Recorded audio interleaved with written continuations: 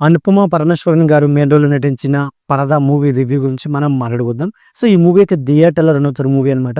So, ఈ movie యొక్క positives అలాగే నెగెటివ్స్ గురించి మనం ఈ వీడియోలో మనం మాట్లాడుకుందాం.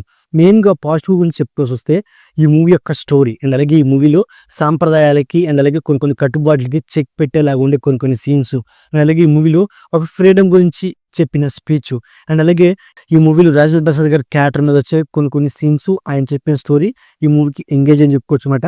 ముఖ్యంగా ఈ మూవీలో ధర్మస్థలిలో ఉండే లొకేషన్స్ ఈ మూవీకి మెయిన్ ఎంగేజ్ అని చెప్పుకోవచ్చు అనమాట.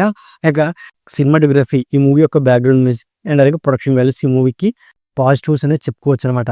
ఇక నెగిటివ్స్ పరంగా వస్తే మెయిన్ నెగిటివ్ వచ్చేసి ఓవరాల్ స్టోరీ అనేది తెలిసిపోవడంతో ఓవరాల్ మూవీ మొత్తం మనకి ప్రెడిక్టబుల్గా వెళ్ళిపోవడం ఈ మూవీకి మెయిన్ మైనస్ అని చెప్పుకోవచ్చు అనమాట.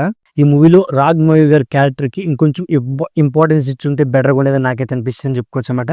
ఈ మూవీలో అనుపమ అండ్ అలాగే దర్శన సో వాళ్ళిద్దరు బాండింగ్ని అంటే ఫ్రెండ్షిప్ అనే ఒక బాండింగ్ని ఇంకొంచెం బలంగా ప్రజెంట్ చేస్తుంటే బెటర్గా ఉండేదని నాకైతే అనిపిస్తుంది అని చెప్పుకోవచ్చు అనమాట.